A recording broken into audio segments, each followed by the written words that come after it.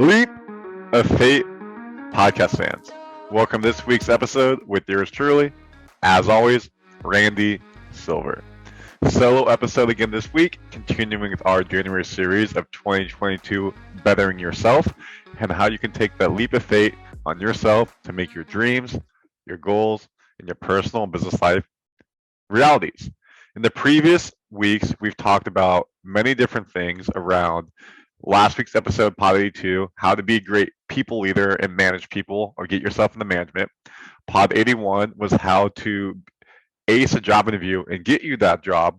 Pod 80 was emotional intelligence and how you can act and think the right way to be successful.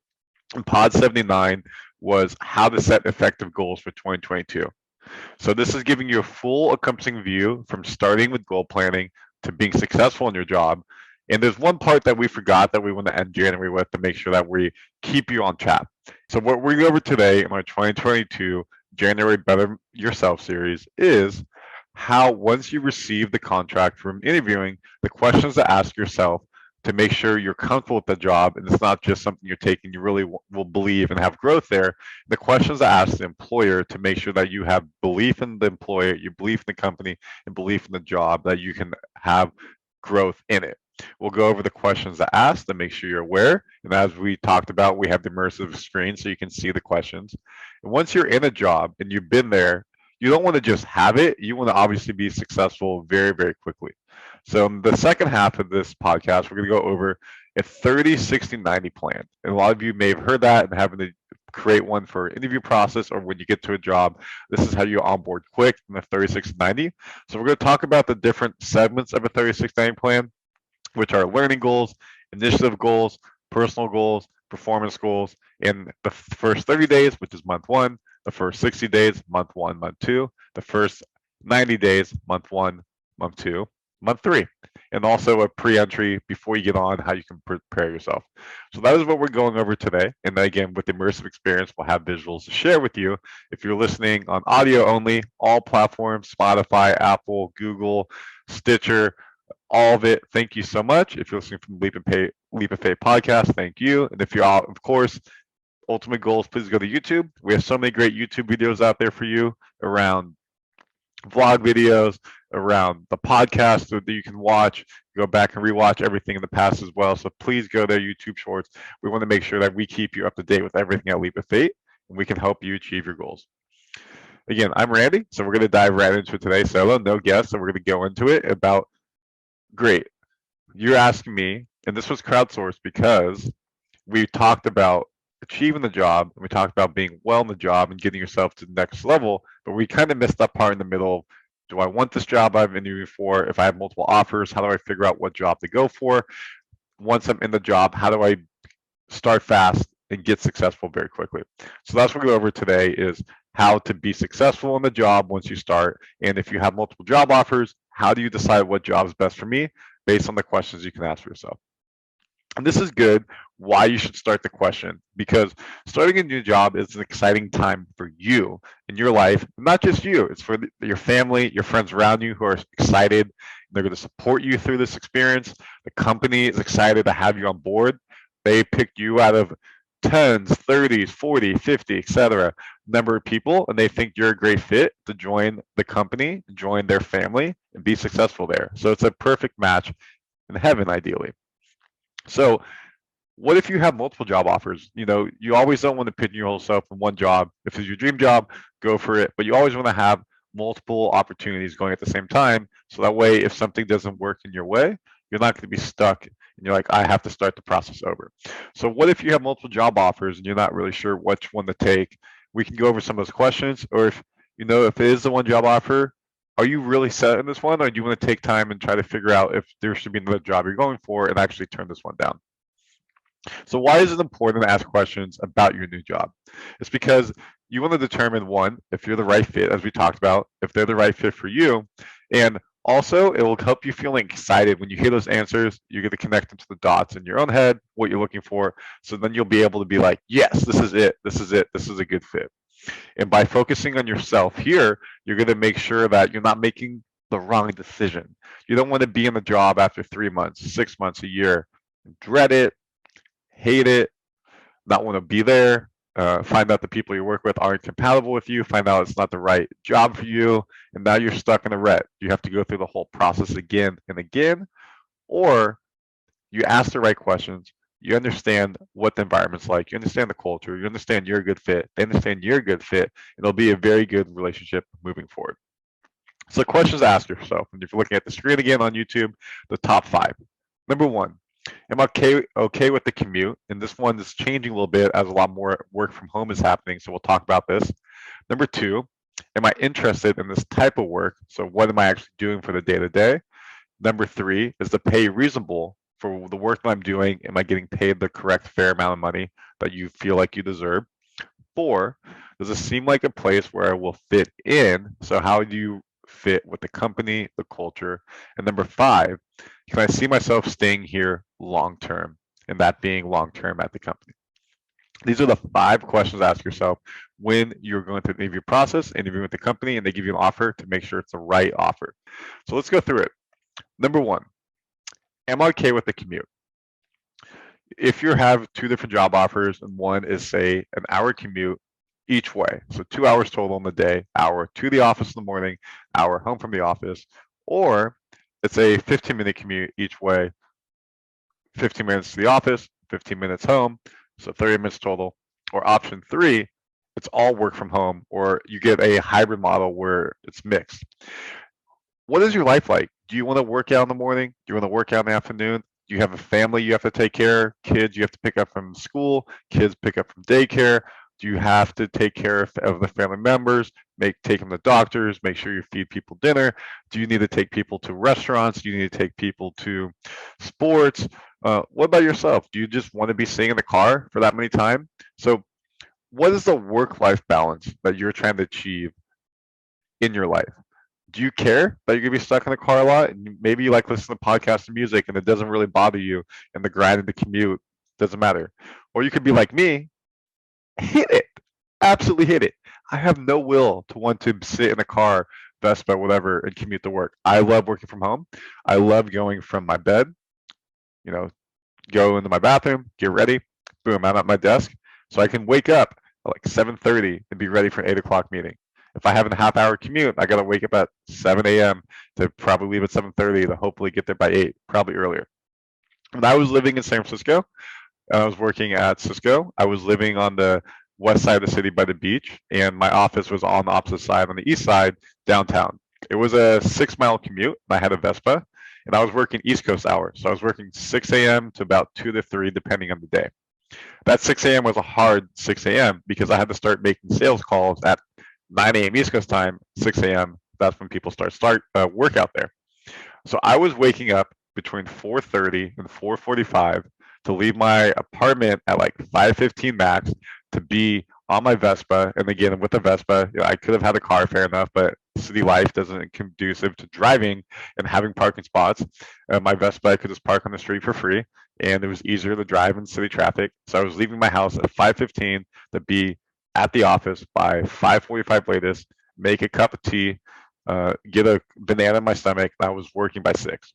So it was an hour and 15 minutes at least from when I woke up to when I started work. And it was brutal. It sucked. It was so hard. Over time, that grind, 5 days a week, gets to you, times about a year, 2 years, and you're going to burn yourself out. Now, vice versa to where I'm at today with Oyster, everything is fully remote. So I wake up, if I have an 8 o'clock meeting, I'm up at 7:30, able to take my cup of tea in my kitchen, able to get myself ready. I'm at my desk by 7:45, 7:50 latest. I can pop in the shower and don't have to worry. And my work-life balance is so much better, especially on the back half. It would take me another half hour, 45 minutes with the rush hour to get home, 2, 3, 4 o'clock, and then go to work out. I'm kind of tired from all that. Here I'm at home, close my computer. I can go work out, open my computer back up after the workout, continue to work. So the work-life balance is key, and this is why I'm talking about commute. So if that job is your dream job and that commute is worth it because you get to do what you do every day and you love it, great. If there's multiple competing offers and the commute isn't worth it, and maybe you take a lower pay at one job because you don't have to have the commute of hours, That could mean you have to pay gasoline as well. So actually it may pay out to be more if you're not investing in other areas you need to make that job happening. So think about these types of questions and how will that affect you in the near, middle, and short term for you commuting, if is it worth it for the job. Number two, am I interested in this type of work? So are you a sales rep? You're an engineer? Are you an admin? Are you a line chef? Are you a sales? I already said sales rep, excuse me. Are you in marketing? Are you in operations? Are you XYZ? Are you doing, you're gonna feel fulfilled? You're gonna feel happy? You're gonna enjoy what you're doing? Is it just a job to have a job? Or is it something that you're gonna be passionate about and there's a career there? So everybody's situation is unique, of course. And sometimes you need to get a job because you need money to support yourself, your family, friends around you, things like that. And hopefully that can turn into something much more. But if you have the opportunity and you're blessed that you're able to pick the type of work, make sure it's the right type of work. Because again, same with the commute, you may have burnout, you're not going to be enjoying it, you're going to be bored. So like, don't just do a job to do a job. Make sure you're into the type of work because your work will reflect the energy and the happiness you put into it. Number three, is the pay reasonable?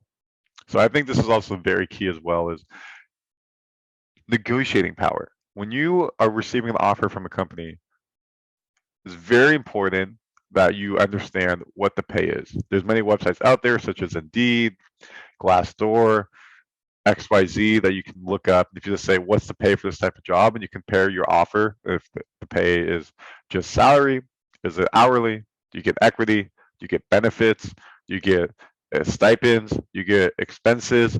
All that goes with it to help make sure that's the right offer for you. If not, negotiate. It's a two-way street. It's just not the employer saying this is the pay, go for it. If they're offering you $40 an hour, just to be example, like, hey, 45, and then maybe you get to meet at the middle, 42.5, and you're there.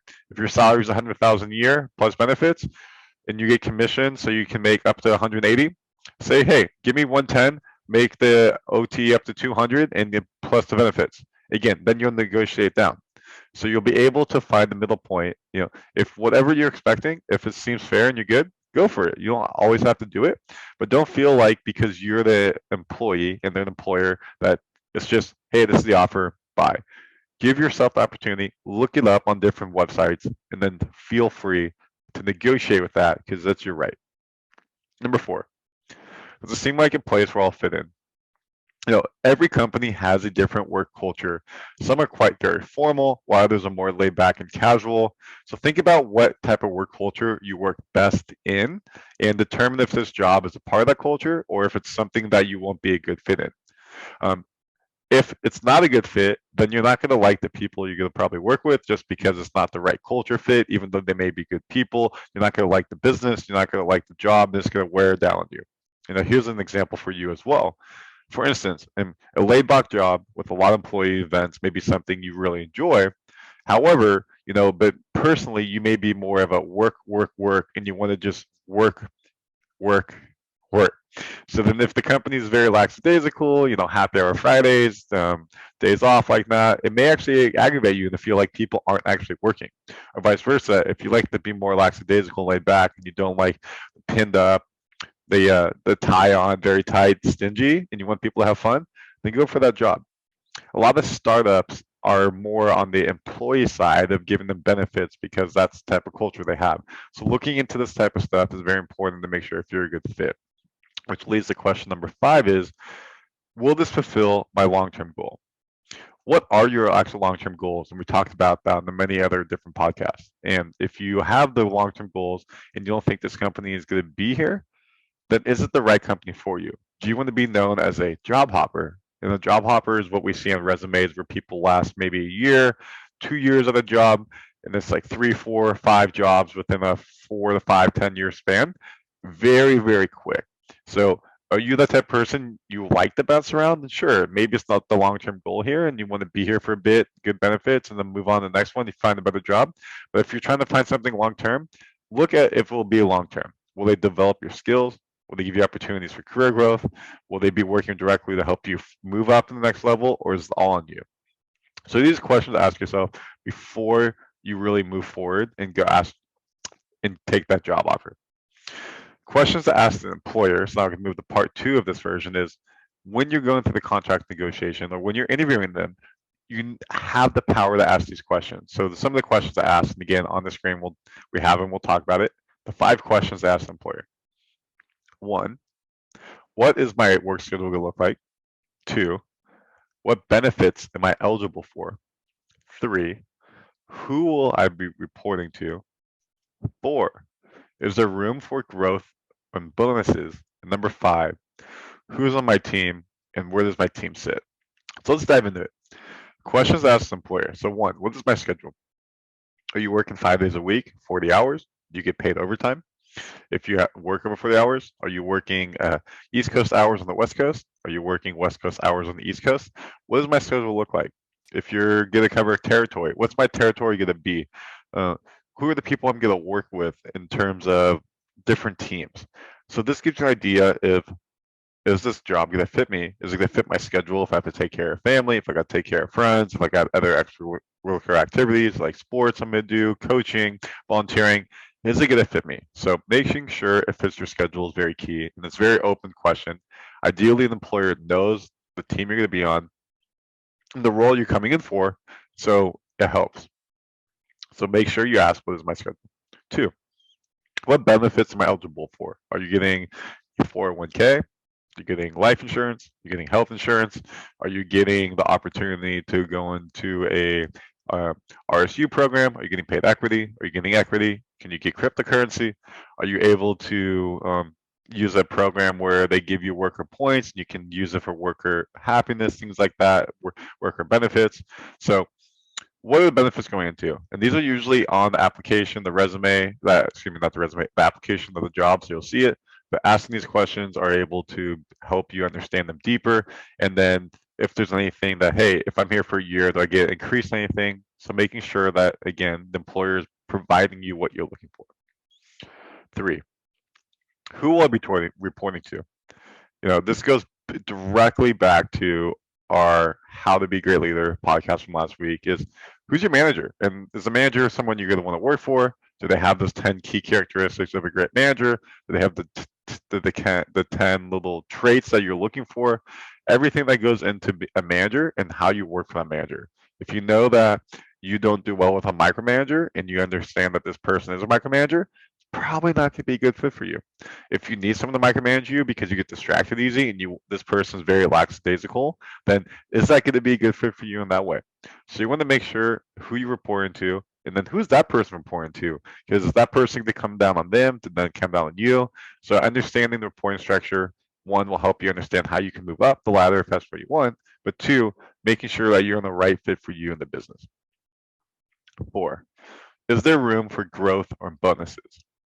This is obviously very important as well. This is something that a lot of sales reps have in terms of bonuses like commission. A lot of marketing people, a lot of people get just a straight bonus at the end of the year, a holiday bonus, a mid-year bonus. So what are the type of bonuses I can get? How would I get them? What is needed to achieve? What's the quota for these bonuses? What's the goal for these bonuses? So making sure you understand the bonus structure is very important. And then growth-wise is, what can I do to be successful to then further my career? If that means you go from junior AE to senior AE, that means you go from a member to a team lead to the team manager to senior manager. That means that you can move into different positions from marketing to product marketing, from SDR to anywhere in the company. If that means I can move from line chef to head chef, anything like that, what is my growth? And then if there is growth, how many hours? How many days? How many weeks? More likely than not, of course. How many months? How many years does it take me to get to that growth? And what will I need to show to have that growth?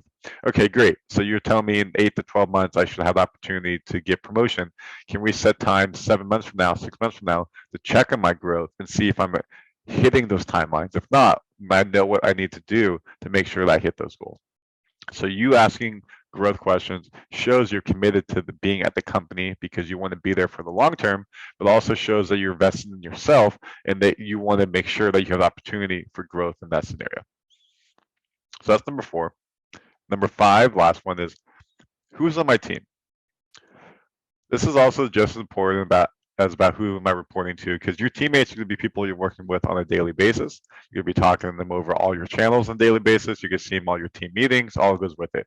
So if you and your teammates don't like each other, especially if you're in an environment where you guys are sitting next to each other, such as an office or cubicle, you're going to dread going to work every day. It's not going to be fun. If you don't gel with the right people on the team, then it's going to be tough. And I've dealt with this on many teams that I've managed, unfortunately, is just when you have a team of 8, 10, 12 people, not everybody's going to like each other. Not everyone's going to be friends, but you need to be able to coexist together in the same work environment and be a professionals, be adults, be business people.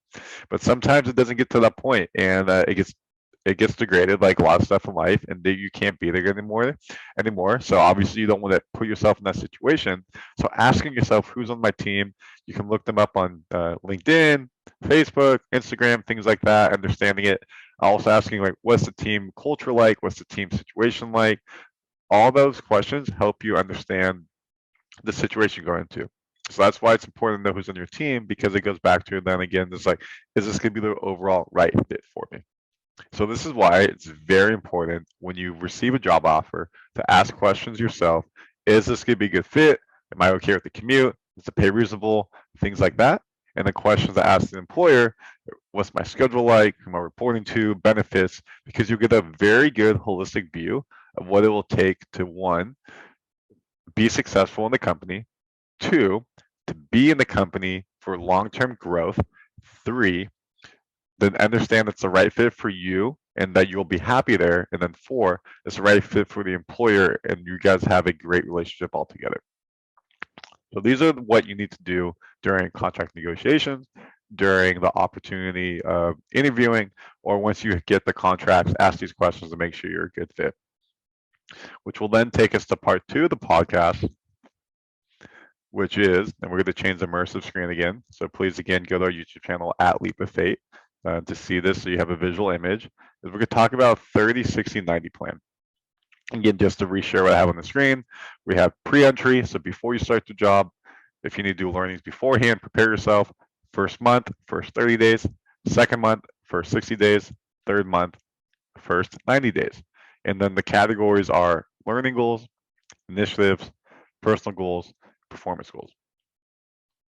It's very important to have a 36-90 plan because it will help you make sure that, one, you onboard quickly, efficiently, and it will make sure, two, that you have set goals. So you understand at the end of week 1, I need to be here. At the end of month 1, I should understand this. This is what I should be achieving. Month 2, month 3. And if you hit these goals, it will set you up for great success, whatever role you have: sales, marketing, operations, being a chef, sports. If I'm able to hit these types of goals, I know that I'm on par, if not ahead of what my peers are doing, and it'll set me up for a great 6, 12, 34, etc. months. So this is why a 36-90 plan is meant to help establish for you and achieve long-term and smart-term goals. And we'll go into each goal, what you can go through, which is the learning goals, initiative goals, personal goals, performance goals. So let's start with learning goals. For the pre-entry part, before you start the job, they may have you do pre-homework that, hey, your onboarding is going to start in 2 weeks when you start. Before you start your job, we need you to be up to speed on these laws, these rules, this culture. We need to understand the sales, the product. We need you to really be ready to hit the ground running. So you have to do some pre-work potentially. If you are going to management leadership, maybe you want to look at the list of the team and see who they are, understand where they're at. So you already come in, you can know their names. You want to understand the history of what their number of performance is. So you're able to look at stuff. So what do you need to do in the pre-entry to prepare yourself? And then the first month, learning. Okay, great. What do I need to do in my first month of learning? Where do I need to use my time in understanding the product, the team, the environment, the culture, the customers, understanding all that goes with it. So that way in month 2, month 3, you can actually start selling. You can start initiating projects. You can start making commandments. You can start using authority because you start to understand the systems, the product, the tools, the customers better. And you'll be able to create actionable plans in that month 2, which then will go to month 3, implementing those plans, doing performance reviews on how the first 3 months have gone, to make sure that you're keeping everybody up to date. You'll be able to then create plans for the next half of the year moving forward. And then those learning goals are by the 3 months, you're going to always be learning, but most of the basic knowledge, understandings, advanced knowledge should already be pretty good to move forward.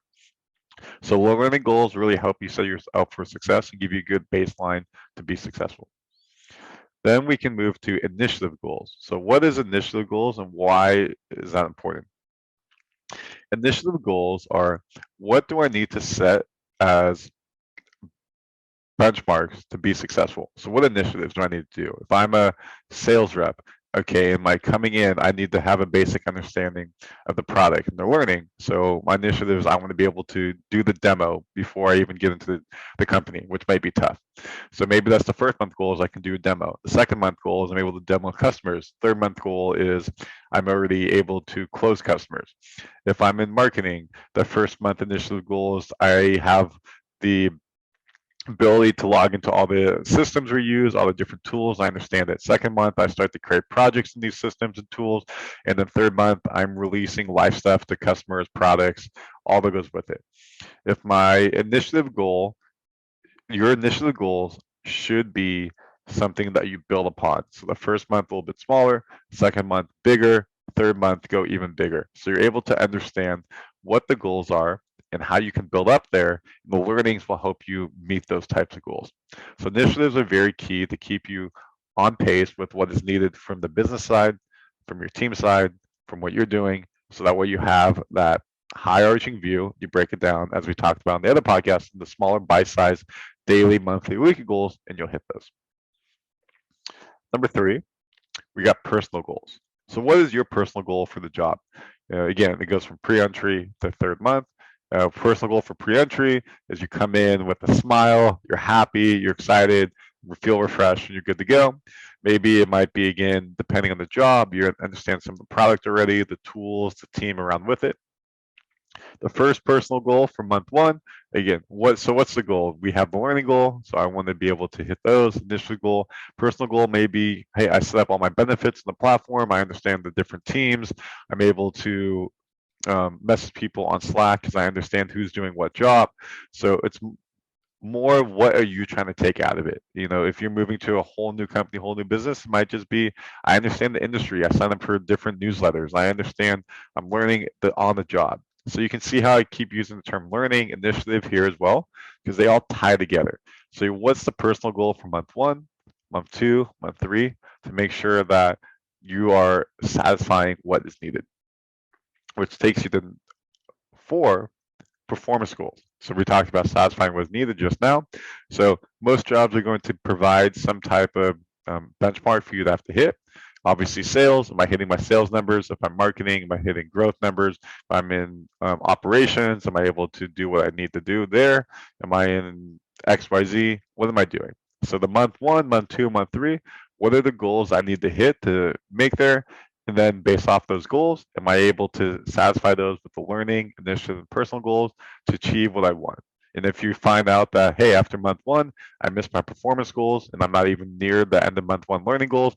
So month 2, I really need to focus on learning goals more because my initiative goals will then be higher. So then if I hit both those goals, I should hit my performance goal. So creating a very detailed 360 plan will help you be successful. If you come to it yourself, they'll be great. Ideally, your manager that you're with, your team around you, leadership will help you prepare one. And if they don't, ask, create meetings, and then they should really give you the opportunity to be successful. By identifying all this in the 360 plan, you really will be able to be setting yourself up for successful by being specific, using the growth mindset, and by quantifying everything, you'll really be able to set yourself up for success. By setting yourself up for success, you're asking the right questions in the interview process. You're asking the right questions in the onboarding process. You're asking the right questions in the first 3 months, and then you're satisfying what is needed by getting the correct answers so you feel comfortable in the role, you'll be happy in the role, you'll be successful in the role when you're happy, and you'll be motivated to be successful. And when you have the 360 plan, you'll be able to use your motivation, you'll be able to use your mindset goals to hit what you need in learning goals, initiative goals, personal goals, and performance goals so you can move forward and be successful from not that 30, 60, 90, the rest of your time and beyond. So that is what we wanted to go over today for y'all in our last week of our series of how you can better yourself for 2022. So bringing it all together, now you understand the beginning of it of how do I set correct goals? How do I go ahead and use my emotional intelligence and use the right mindset to be successful? How do I get to the opportunity to ace an interview and interview with people? I've aced that interview, so now I can use what we learned today about asking the right questions and being successful. Now, how can I ask myself, the employer, and then create a 30-90 plan to then go ahead and be successful? And once I've done that, how do I be successful in the role past that? And how do I go ahead and do everything I want to do, move myself up in the career promotion, and all that goes with it. So with that being said, my name is Randy Silver. Thank you so much for listening and watching this week. Again, you can find everything on YouTube at Leap of Faith Pod, and then on all the channels, Apple, Spotify, Google, Stitcher, anywhere for all streaming platforms. You can find it on all the Twitter, Instagram, Facebook, YouTube, TikTok, all that at Randy Silver 09 or at Leap of Faith Pod. Thank you so much. Again, please do keep giving me feedback about this. This was really meant for you. I know we broke away from a normal norm of having guests, doing interviews, and just kind of that, but I really felt like moving into 2022, I wanted to help people achieve their goals, achieve their dreams, and help you understand how you can make steps to get there. So now we'll go back to some of our more normal, regular programming. We'll have obviously still the same mindset, the same methodology. We'll still talk about this type of stuff, but really focus on, okay, how do we learn from other people who have been through the shoes and continue forward? Again, please do go to YouTube. We'd love for you to follow us there. We have so many videos. What vlog videos have come out lately? My friend Dolev came from Israel and he stayed with me. We talked. We showed him around San Diego, which is super fun. Getting the booster shot, a murder mystery party. We have a boat party that's coming out for my birthday. A travel vlog in Mexico. So there's so many videos, all the shorts, and of course the podcast. So let's go ahead and the pod and do the sign off. Repeat after me. Hopefully you all know it at this point. Stay healthy. Stay wealthy. Have a good week, fans. Go be successful. Have a great 2022. We'll see you next week. Deuces.